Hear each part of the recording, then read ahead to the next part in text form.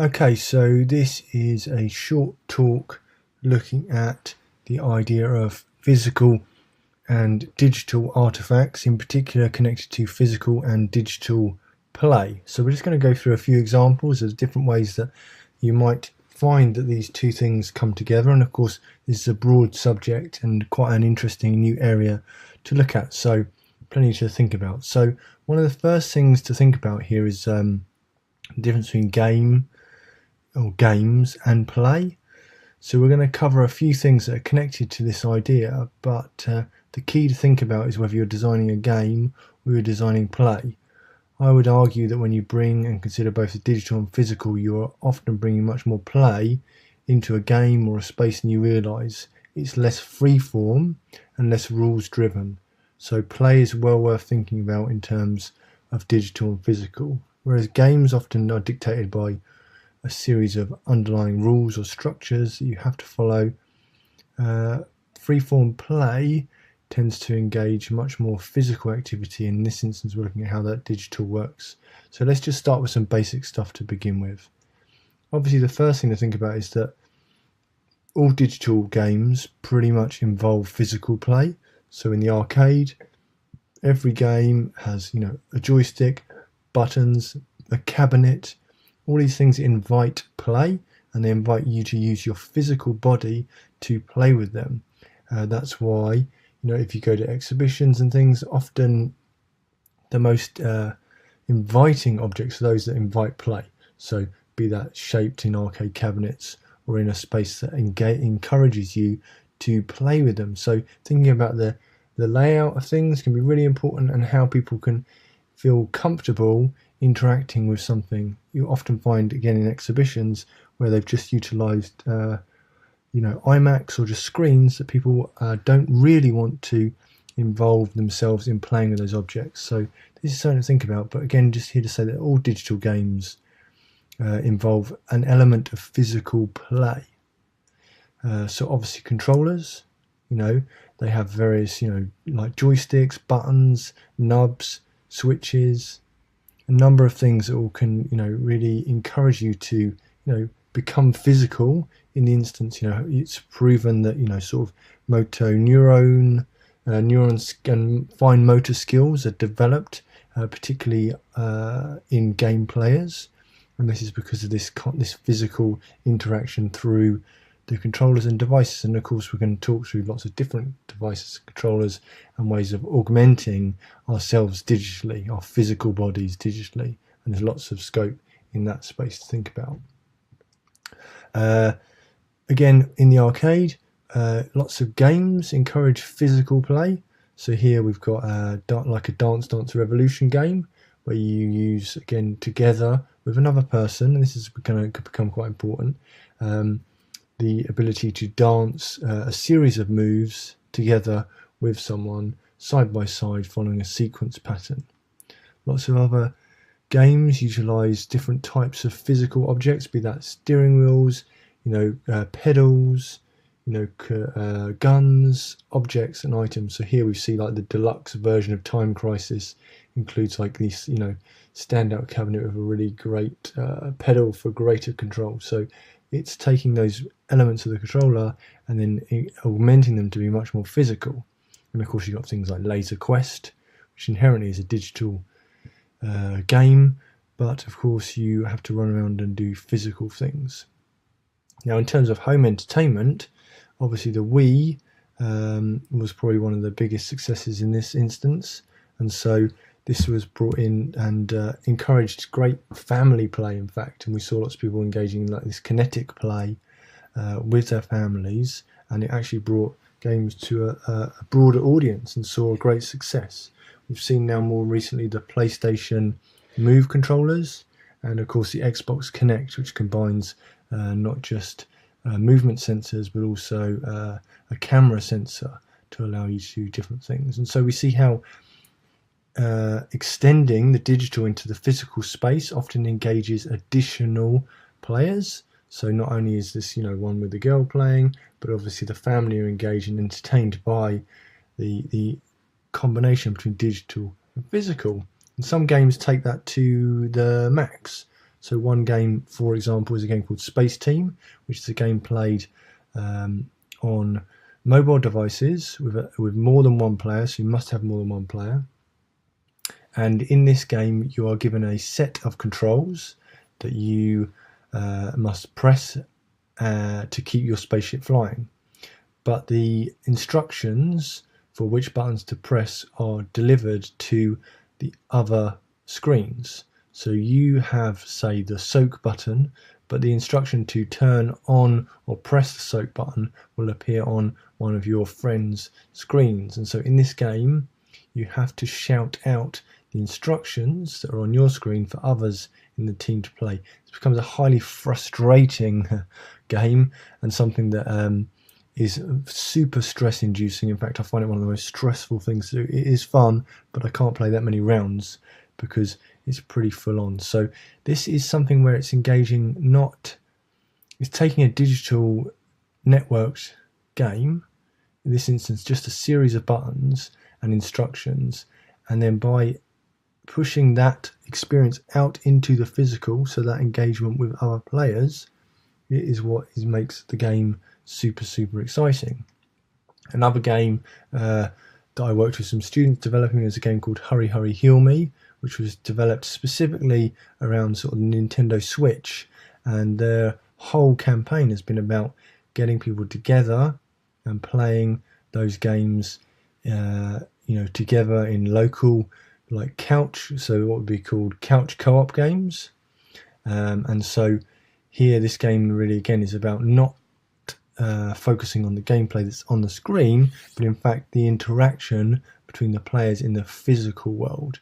So a lot of this is about encouraging play in the physical world through the digital interaction, and more recently Sony have sort of moved in terms of doing this with the Play Link, so taking the idea of allowing anyone to play without additional controllers and things, but use their smart devices, and that they have to work together to solve things. So often we're seeing that when the digital in this instance is augmented into the physical, it's about getting people to communicate, to work together, to engage in play, and that sort of is not necessarily that free form, but kind of fits on that.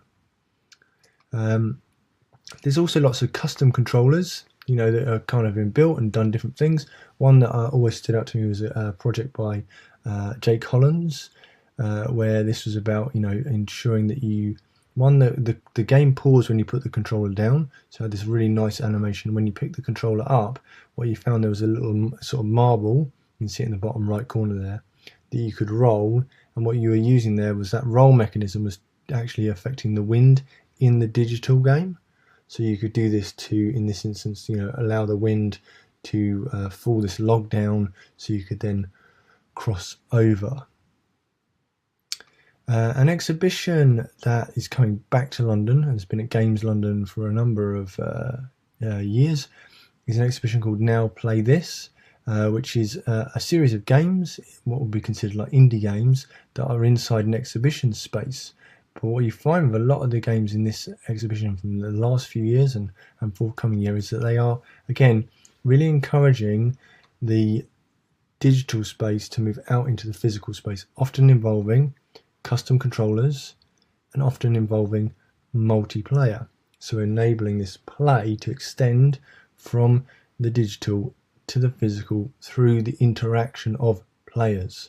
I think this is something that's really important to think about and to consider if you're trying to create an immersive experience that extends the digital, is that it really is probably about a collective experience.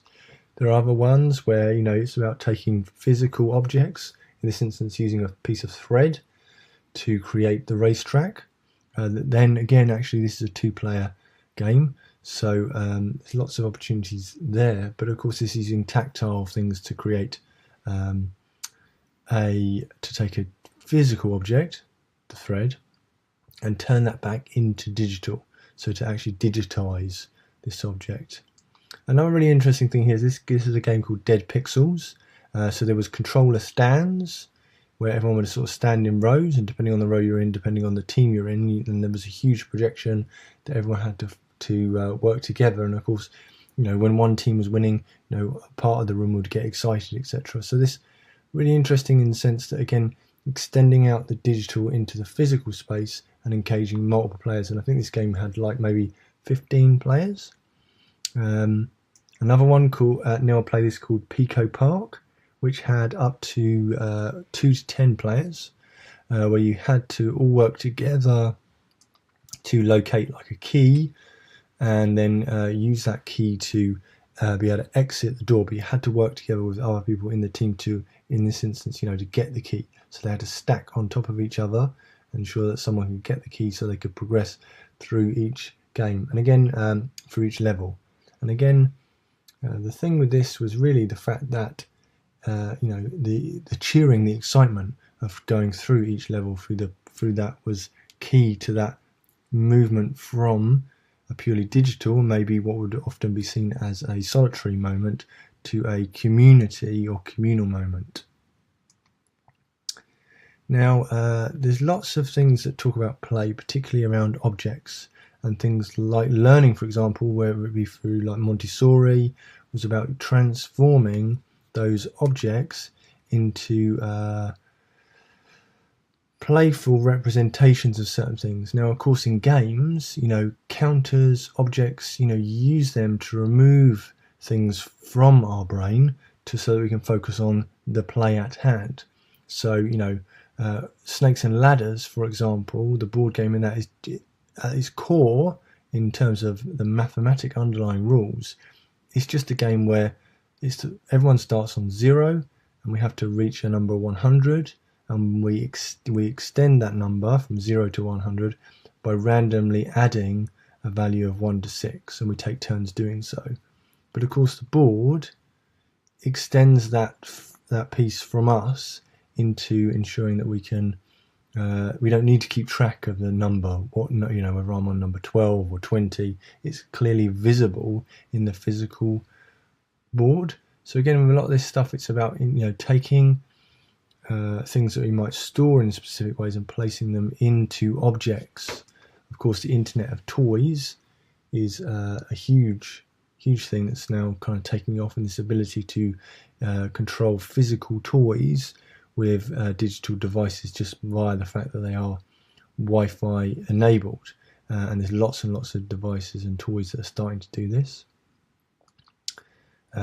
Disney Infinity and other similar games are all about collecting actually characters, and then using those characters on a physical sort of plinth that then connect to the digital game and allow that character to manifest itself in the digital game.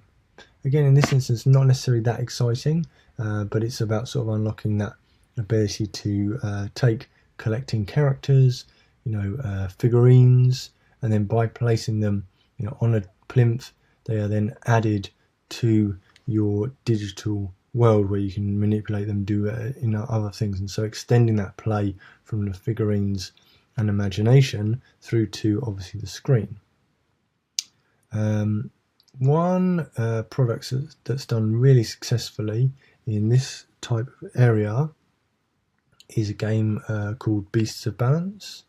This is a board game, a physical game that extends itself into digital. So you take these objects and you have to, it's basically a Jenga style game, you have to stack them on top of each other, and when you stack them on this plinth, they are then transported from a physical static object into the digital. So much like Disney's Infinity, is that these characters are taken through into the digital, and then by doing that, you have to ensure that you stack the right ones to keep certain ones alive, to enhance other ones, etc. And the key, I think, with this to think about, especially in terms of some of the other stuff we've talked about, is that this is a cooperative game. Okay, so there's been lots of work around cooperative and competitive gaming. A lot of these instances, although there may be an element of competition, most of the time it's about a collaborative experience. So in this instance, you've got to try and stack the highest stack that you can, and you can't do that without talking, discussing, figuring things out, working out where you want to go in terms. Now they've added in later competitive parts of it in terms of battles and things like that, But initially, it was all about that cooperative space.